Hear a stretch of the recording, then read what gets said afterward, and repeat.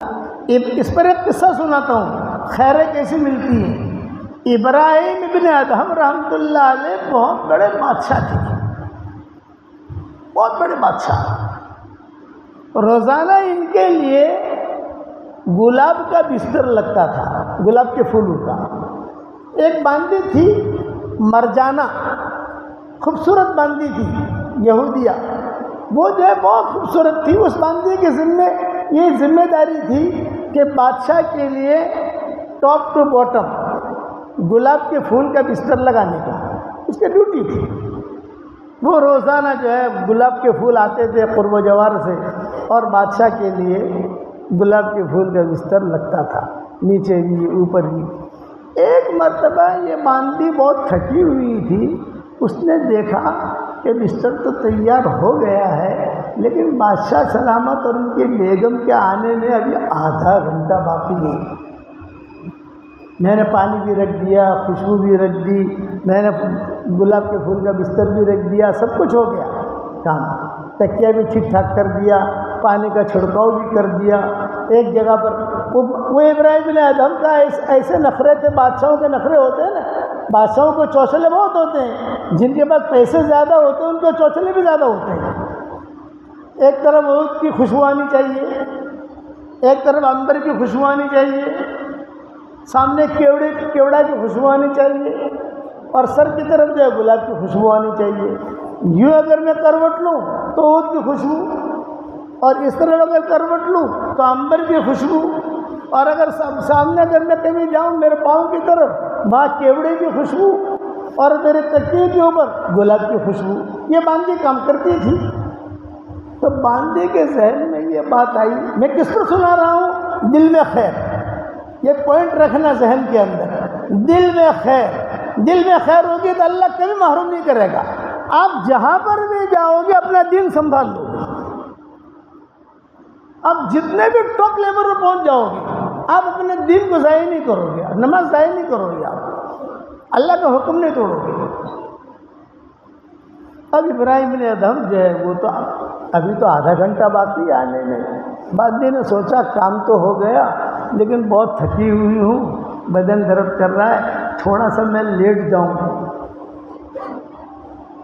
اور دیکھوں گی کہ ہاں اب آنے کی 5 منٹ باقی ہے تو اتر جاؤں گی بستر سے، ٹھیک ٹھاک کر لوں گی۔ باندی سو گئی، تھکی ہوئی تھی، آنکھ لگ گئی۔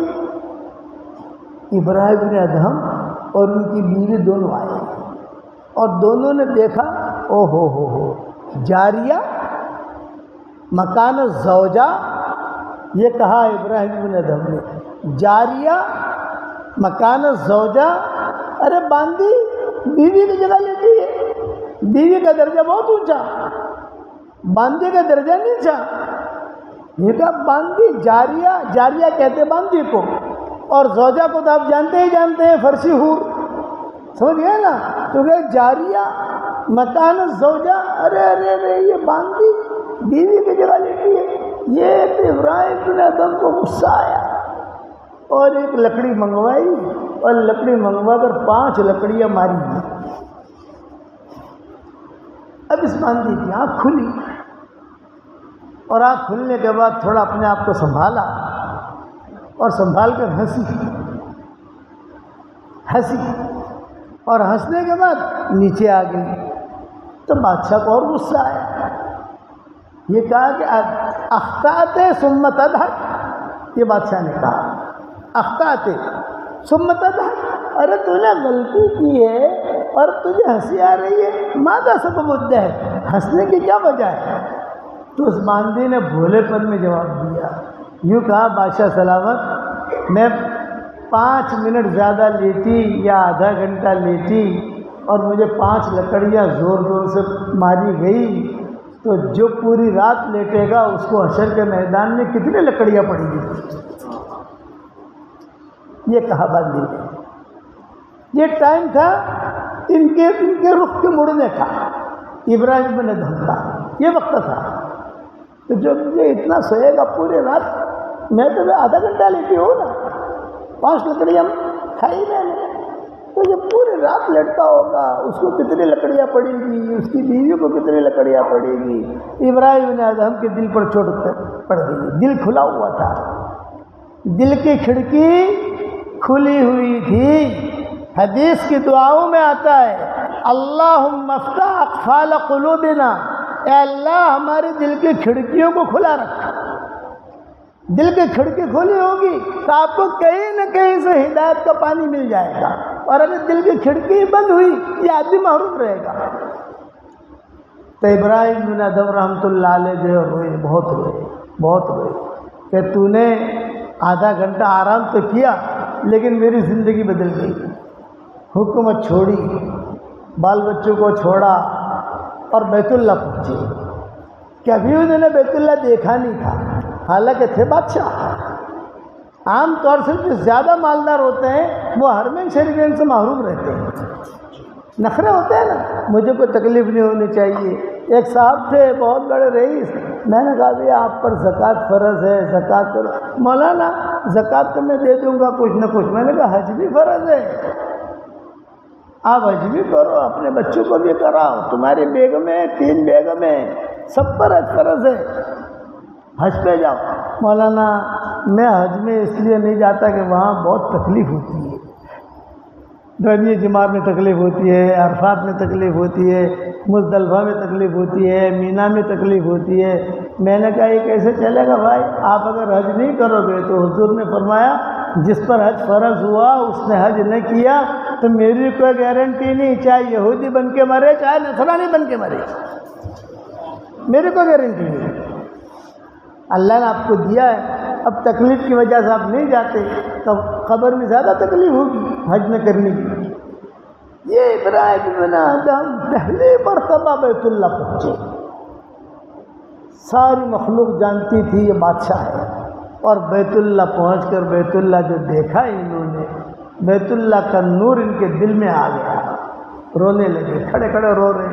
لوگوں نے کہا ابراہیم بن ادہم بادشاہ آیا ہے، بادشاہ آیا ہے۔ علماء بھی آ گئے، خواص بھی آ گئے، عوام بھی آ گئے، بادشاہ آیا ہے بادشاہ۔ لیکن یہ کھڑے کھڑے دعا مانگ رہے۔ پھر جب مانگتے مانگتے ہچکیاں ان کی نکلی تو انہوں نے زور سے جملہ کہا الہی عبدک اللاسی عطاکا، یہ جملہ کہا الہی عبدک اللاسی عطاکا مقرم بالذنوب وقد داکا، الہی عبدک اللاسی عطاکا مقرم بالذنوب وقد داکا، ان تغفر فانت لذاک اہل، ان تغفر فانت لذاک اہل، وان تطرد فمن یرحم سواک۔ ایسے درد بھرے انداز میں ابراہیم بن ادہم نے یہ اشعار پڑھی الہی ترکت الخلق طرا فی ہواک، الہی ترکت الخلق طرا فی ہواک وایتمت العیال لکی اراک، فلو قطعتنی فی الحب اربا لما حن الفؤاد الی سواک، فلو قطعتنی فی الحب اربا لما حن الفؤاد الی سواک۔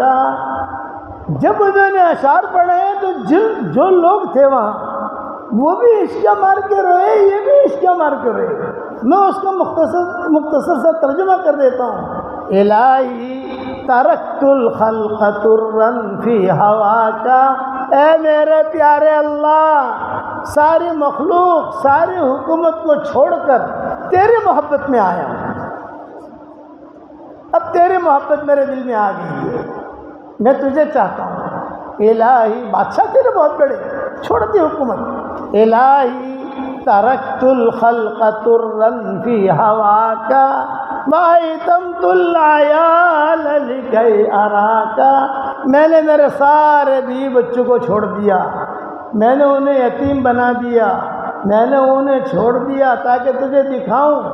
فلو قطعتنی فی الحب اربا فلو قطعتنی فی الحب اربا لما حن الفؤاد الی سواک، اگر تو مجھے تیری محبت کے اندر میرے ٹکڑے ٹکڑے بھی کر دے گا، اگر تیری محبت میں تو مجھے ٹکڑے ٹکڑے بھی کر دے گا، تو بھی میرے ہر بال سے اللہ اللہ اللہ اس کی آواز آئی۔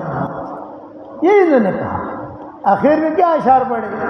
الہی عبدک العاصی اتاکا، اے میرے پیارے اللہ تیرا گنہگار بندہ تیرے دربار میں آیا ہے، مقرم بالذنوب وقد دعاکا، اپنے گناہوں کا اقرار کرتے ہوئے آیا ہے اور تجھے پکار رہا ہوں، تیرے محبت میں آیا ہوں اور کسی کی محبت میں نہیں آیا ہوں۔ پھر آگے کہا الہی عبدک العاصی اتاکا مقرم بالذنوب وقد دعاکا ان تغفر فانت لذاک اہل، اگر تو معاف کر دے تو اس کا حل ہے، اور اگر تو نے مجھے دھکا مار دیا تو اللہ میں لوٹ کر تیرے ہی پاس آؤں گا۔ ان تغفر فانت لذاک اہل وان تطرد فمن یرحم سواک، اگر تو نے مجھے دھکا مار دیا تو مجھے ایڈریس بتا دے، تیرا علاوہ کون سا اللہ ہے جہاں میں جاؤں؟ اے اللہ تیرے علاوہ تو کوئی اللہ ہے ہی نہیں، تو ہی پالن ہار ہے، میں لوٹ کر تیرے ہی دروازے پر آؤں گا۔ جب یہ اشعار پڑھے تو غیب سے آواز آئی، قبول است گرچہ ہنر نیستاست کہ جزما پناہ دیگر نیستاست، جا ابراہیم ہم نے تجھے قبول کر لیا، اگرچہ تیرے اندر کوئی ہنر نہیں ہے، تیرے میں ہنر نہیں ہے، ابھی بہت دور ہو ہنر سے، لیکن یہ دیکھ تیرے اندر کی طلب، یہ تیرے اندر کی طلب، اس طلب نے تجھے میرے قریب کر دیا۔ آپ حضرات کو میں یہی کہتا ہوں، اندر کی طلب ہونی چاہیے اللہ کی، محنت کرو اپنی پڑھائی۔ میرے والد صاحب رحمۃ اللہ علیہ کا نام آپ لوگوں نے سنا ہوگا، حضرت مولانا محمد عمر صاحب عالم پوری رحمۃ اللہ علیہ، کہ وہ فرمایا کرتے تھے خاص طور سے پڑھے لکھوں کے اندر، علی گڑھ یونیورسٹی میں سب ڈاکٹر حضرات، طلبہ حضرات، سب بڑے بڑے پروفیسر، ان میں ابا کا بیان ہوتا تھا علی گڑھ یونیورسٹی میں۔ سال میں ایک مرتبہ ہمارے والد صاحب رحمۃ اللہ علیہ بغرض علاج جاتے تھے وہاں، ہم بھی ساتھ ہوتے تھے، تو ہمارے جتنے ڈاکٹر حضرات ہیں، پروفیسر حضرات ہیں، سب آگے پیچھے ہوتے تھے، تو وہ کہتے تھے کہ حضرت ایک وقت ہم چاہتے ہیں کہ سارے پڑھے لکھوں کو، آئی ٹی والوں کو بھی، سارے ڈاکٹروں کو بھی، ساری نرسوں کو بھی، ڈاکٹرنیوں کو بھی، سب کو ایک ساتھ ہم جمع کر دیں، اور جمع کرنے کے بعد پردہ لگا دیں۔ اب جو ہے ان میں بات کرو، تو ابا کے منہ سے میں نے کئی مرتبہ سنا، ابا کہتے تھے کہ دیکھو آپ جو ہے پڑھو، پڑھائی پر خوب محنت کرو، خوب محنت کرو، لیکن اپنا دین چھوڑ کر نہیں، اپنا دین بھول کر نہیں۔ ہمارا سفر ہوتا ہے ساؤتھ افریقہ کا، تو ساؤتھ افریقہ میں ایک جگہ ہے اس کا نام ہے روشنی، تو اس روشنی میں ہمارا بیان ضرور ہوتا ہے، یعنی ہمارا بمبئی سے نکلنے سے پہلے روشنی کا بیان طے ہو جاتا ہے۔ وہ لوگ اتنے ایکٹیو ہیں کہ وہ کہتے ہیں کہ بھائی روشنی کی تاریخ ابھی سے لے لو، ورنہ تاریخ گر جائے گی۔ تو اس جگہ کا نام ہے روشنی، وہاں ہر وقت ہمارا بیان ہوتا ہے الحمدللہ۔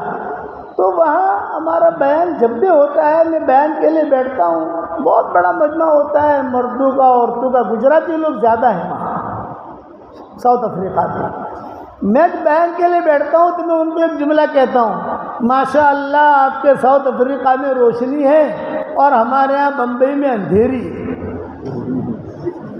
تو وہ لوگ بہت ہنستے ہیں، میں نے کہا سمجھ گئے اندھیری؟ بولے بمبئی میں ایک علاقہ ہے اس کا نام ہے اندھیری، اور ساؤتھ افریقہ میں ایک علاقہ ہے اس کا نام ہے روشنی۔ بیان کے بعد کھانے کے لیے بیٹھے تو ایک ڈاکٹر صاحب میرے قریب، ایک پائلٹ صاحب میرے قریب بیٹھے، پائلٹ۔ میں نے کہا پائلٹ صاحب ہوائی جہاز لے کر کہاں جاتے ہو؟ تو انہوں نے کہا مولانا جوہانسبرگ سے کبھی لاس اینجلس جاتا ہوں۔ کتنے گھنٹے کی فلائٹ؟ 18 گھنٹے کی فلائٹ نان اسٹاپ، جوہانسبرگ سے لاس اینجلس. اور دوسرے کہاں جاتے ہو؟ جوہانسبرگ سے کبھی جاتا ہوں ٹوکیو، سڈنی، کبھی نیوزی لینڈ، آکلینڈ. یہاں وہ کتنے گھنٹے کی فلائٹ؟ وہ بھی تقریباً 18-19 گھنٹے. کہیں اترتا ہے نہیں کہ اترنے کا نام ہی نہیں، بس 18-19 گھنٹے کے آپ فضا میں رہنے کا. تو میں نے ان سے پوچھا کہ آپ کرتے کیا ہو؟ دیکھو پڑھا لکھا آدمی مولانا یوسف صاحب رحمۃ اللہ علیہ فرماتے تھے کہ یہ ہمارے کالج کے پڑھنے والے طلباء اور طالبات اگر دینی مزاج کے ہوں گے تو فضاؤں میں بھی دین قائم ہوگا. مسجد میں تو دین ہے، فضاؤں میں بھی دین قائم ہوگا. اور یہ ہم نے ہماری آنکھوں سے دیکھا، میں نے خود ہماری آنکھوں سے دیکھا. یعنی اس میں کسی سے بات سنی سنائی نہیں ہے، میں خود گواہ ہوں اس کا. اتحاد ایئر لائن اتحاد ایئر لائن کے جو پائلٹ ہیں وہ چلتے ہیں، وہ عرب بھی ہیں اس کے اندر. یہ لمبی لمبی فلائٹیں ان کی اتحاد ایئر لائن ہے، دبئی ایئر لائن ہے. میں ان سے پوچھتا رہتا ہوں، ہمارے سبقوں میں بھی وہ لوگ ہیں، سبق بھی سنتے ہیں، دعا سلام بھی کرتے ہیں. تو کہتے ہیں کہ مولانا ہماری لمبی لمبی فلائٹ ہوتی ہے، آپ کے سارے بیانات ہم دوران پرواز سن لیتے ہیں. یہ پائلٹ صاحب سے میں نے پوچھا، ساؤتھ افریقہ کے. میں نے کہا پائلٹ صاحب آپ اتنا لمبا جاتے ہیں تب کرتے کیا ہیں؟ تو یہ رونے لگے پائلٹ صاحب. میں نے کہا پائلٹ صاحب کیوں رو رہے؟ یہ کہا مولانا کیا بتاؤں، زندگی میری گزر گئی اور میں نے بڑی بڑی فلائٹیں جوائنٹ کی، پیسے بھی بہت کمائے، بنگلے بھی بہت بنائے، شیر بھی بہت لیے، سب کچھ ہوا، مال اللہ نے بہت دیا، لیکن میری زندگی میں دین نہیں تھا. میری زندگی میں دین نہیں تھا. تو میں شرابی پیتا تھا، عیاشیاں کرتا تھا. 6 گھنٹے کی ہماری ڈیوٹی ہوتی تھی. ایک پائلٹ کی ڈیوٹی 6 گھنٹے کی، پھر دوسرا آئے گا اس کی ڈیوٹی 6 گھنٹے کی، تیسرا آئے گا اس کی ڈیوٹی 6 گھنٹے کی. لیکن میں مین آف دا پائلٹ، میں بڑا. کوئی مسئلہ آئے، میں سویا ہوا ہوں تو مجھے جگہ دے گے.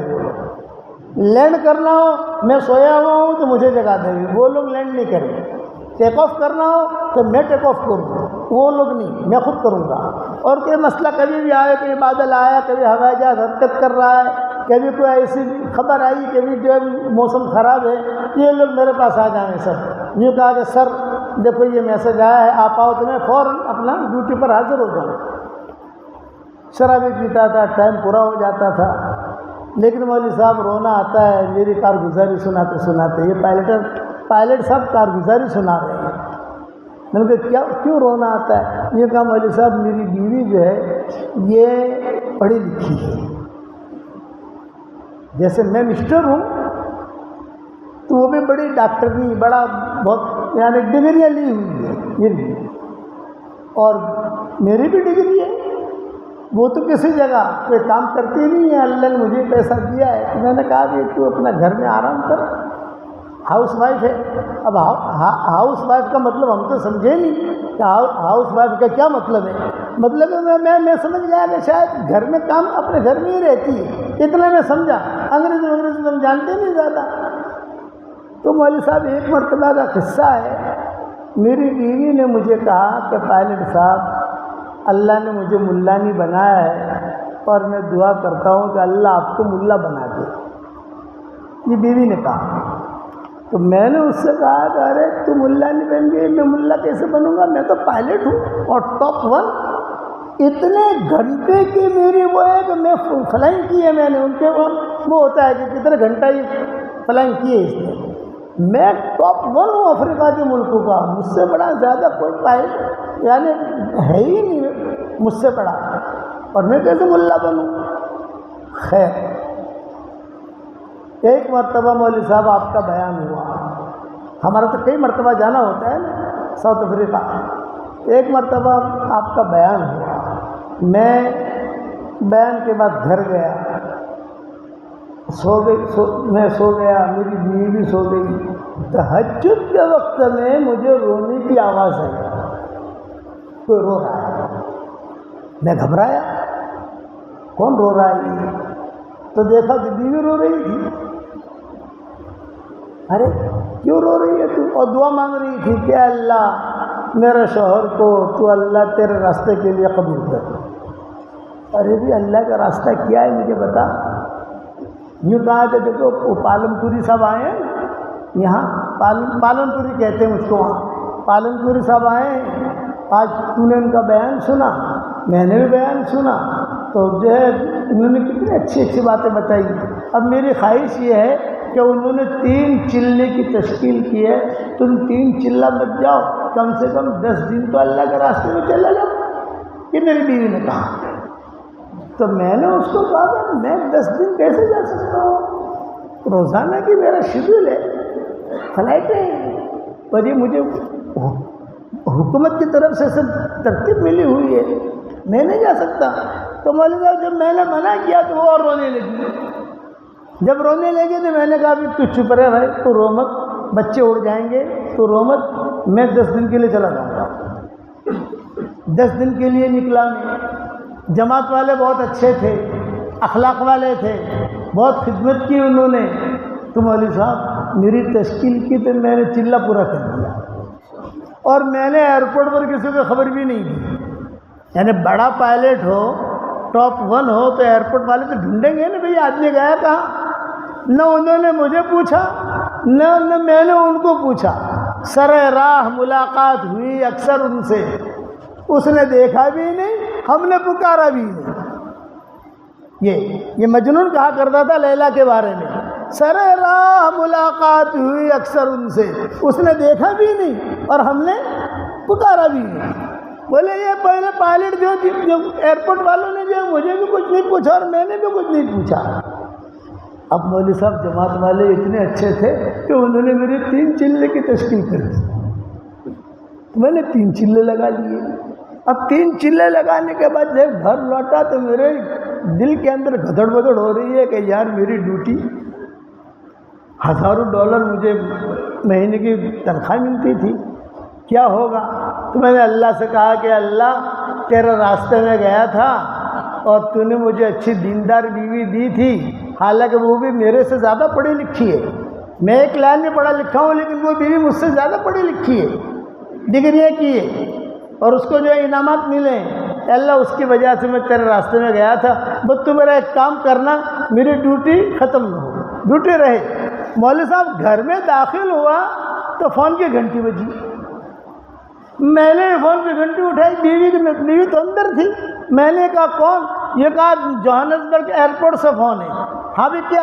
ارے بھائی تم کئی دنوں سے آ نہیں رہے ہو، 3 دن کے بعد تمہاری ڈیوٹی ہے، لاس اینجلس جانا ہے تمہیں، 3 دن کے بعد ڈیوٹی اٹینڈ کرو آپ۔ میں نے کہا اللہ تیرا شکر ہے، میری نوکری گئی ہی نہیں ہے۔ میں گھر میں آیا، گھر میں آ کر بیوی سے کہا کہ دیکھ تیری بھی اللہ نے حفاظت کی، میری ڈیوٹی کی بھی اللہ نے حفاظت کی، اب سے میں وعدہ کرتا ہوں کہ داڑھی بھی رکھوں گا اور آپ سے وعدہ کرتا ہوں کہ برابر جماعت میں بھی جاؤں گا، تیری برکت سے اللہ تعالیٰ نے میرا یہ کام بھی کر دیا وغیرہ وغیرہ۔ اب مولوی صاحب آپ کو خوشخبری سناتا ہوں، پائلٹ صاحب کہہ رہے ہیں، اب آپ کو خوشخبری سناتا ہوں، ٹیک آف کے بعد جب فلائٹ میں ٹیک آف کرتا ہوں اس سے پہلے میری جیب میں چھوٹی سائز کا قرآن ہوتا ہے۔ جب فلائٹ ٹیک آف ہو گیا اور برابر اپنی منزل پہ روانہ ہو گیا اور میں نے جو ہے پٹے باندھنے کا سن جو ہے وہ آف کر دیا کہ بھائی اب جو ہے پٹے باندھنے کی ضرورت نہیں ہے، اپنی منزل پر ہم رواں دواں ہو گئے ہیں، تو مولوی صاحب میری جیب میں چھوٹی سائز کا قرآن ہوتا ہے، جرمن پہنچتے پہنچتے میرے 15 پارے ہو جاتے ہیں۔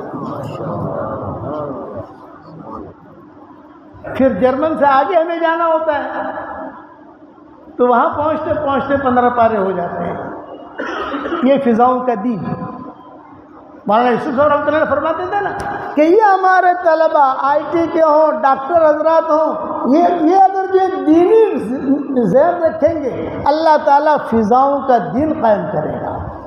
یہ مولانا یوسف صاحب رحمۃ اللہ علیہ بارہا کہتے تھے کہ اپنا مزاج دینی رکھو۔ اس لیے میرا یہ سبق یاد رکھنا، روزانہ گھر سے نکلو، کیا نیت کر کے نکلو گے بھائی؟ میں اپنے دین کے کام کے لیے جا رہا ہوں بس، اور اللہ سے کہنا ہے، اپنے کو زور زور سے اعلان نہیں کرنا ہے بھائی سنو میں دین کے کام کے لیے جا رہا ہوں، نا معاملہ اللہ سے کرو نا۔ اور اللہ تعالیٰ چپکے سے جتنا کہو گے اتنا اللہ کو زیادہ پسند ہوتا ہے. اور اگر زبان سے نہ کہہ سکو تو دل میں کہو. بعض مرتبہ زبان سے کہنے میں تھوڑا سا یہ ہوتا ہے کہ کوئی سن لے گا، دل میں کہو. دل والی دعا زبان والی دعا سے زیادہ قبول ہوتی ہے. یہ اصول یاد رکھنا. نماز کے لیے جاؤ، دل میں دعا مانگتے جاؤ. دینی مزاج رکھو، اپنی بیویوں کو دینی مزاج بنانے. ہر جگہ مکاتب قائم کرو. میں تو کہتا ہوں اگر دین قائم رکھنا ہے مکاتب قائم کرو. 5 گھر ہیں نا، 5 گھر، ایک مکتب قائم کر دو. کسی جگہ 10 گھر ہیں، ایک مکتب قائم کر دو، 2 مکتب قائم کر دو. رات کو مائیں اپنے بچوں کو سلائیں. آج کیا کہتی ہیں؟ بیٹا جلدی سو جا، صبح اسکول جانا ہے. یہ نہیں، یہ زہر ہے. آپ اپنے بیٹے کے کان میں زہر ڈال رہی ہو. یہ مت کہو، یہ کہو بیٹا جلدی سو جا، فجر کی نماز میں اٹھنا ہے.